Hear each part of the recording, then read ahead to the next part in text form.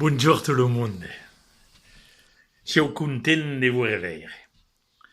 Alors aujourd'hui, on va parler des calamités agricoles.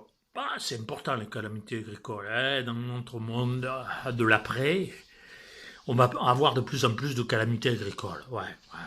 Et dans ce petit village, de l'autre côté du Ventoux, vous avez déjà subi la grêle, le gel, pas toutes les années, mais de temps en temps, et puis il y en a qui disaient aussi, oh, les impôts, oui, les impôts peuvent être considérés par certains comme une calamité agricole, certains paysans. Vous voyez, on va pas s'étendre, là.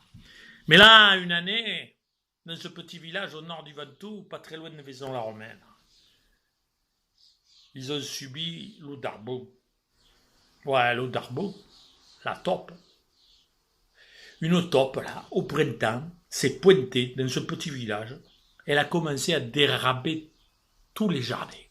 Mais alors, tout y passait. Elle a creusé les galeries dans tous les jardins, les carottes par-dessus, les salades, tout y passait, c'était une horreur. Une horreur. Alors les gens ont dit, on ne peut pas continuer comme ça, il faut la choper. À Kéo d'Arbon, il faut l'attraper.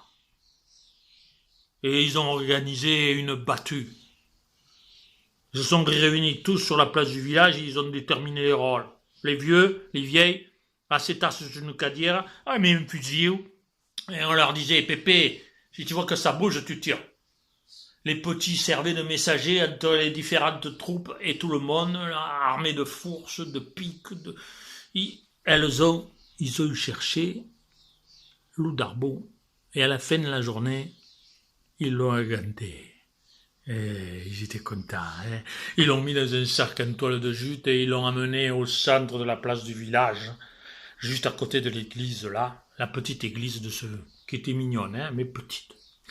Et là, ils ont dit il faut qu'on fasse un jugement exemplaire, qu'on la condamne, qu'on l'exécute pour que toutes les taupes du Vaucluse sachent qu'il n'est pas bon d'aller dans ce petit village. Alors, ils ont commencé à discuter. Et là, les papistes, oui, parce que dans ce village, il y avait encore des papistes, oui, on était dans le Comtat, juste après la Révolution, et il y en a encore qui n'avaient pas digéré, ils étaient papistes. Alors, les papistes, dans ce village-là, ils ont dit, on va faire un grand feu, on va attacher le darbon sous un pieu, là, on va foutre le feu, on va la brûler comme une sorcière. Oh, les républicains, parce qu'il y avait des républicains, là. Les républicains ont dit, non, mais c'est pas possible, ça.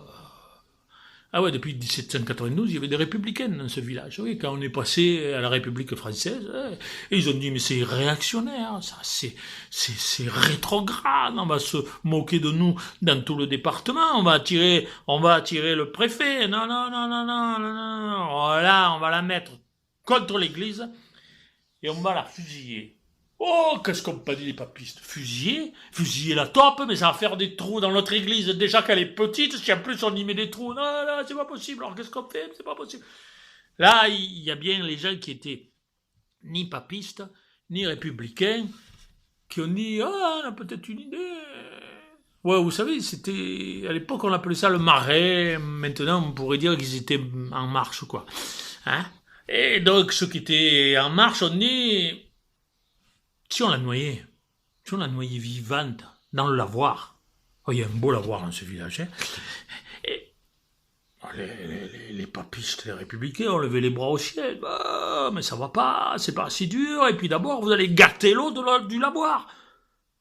Alors ils ont continué à discuter, et puis là il y en a un qui a eu une bonne idée, parce que dans ce petit village, il y a toujours quelqu'un qui a une bonne idée. Et cet homme, c'était un homme, cet homme a dit, on va l'enterrer vivante. Et ils l'ont fait. Ils l'ont enterrée vivante. Et dès le lendemain matin, loup d'Arbon a recommencé. Il a dérabé tous les jardins. Et là, les républicains, les papistes, les gens du Marais ont levé les bras au ciel, on dit, nom des dieux! Il y en avait deux! Ah ben, Léo.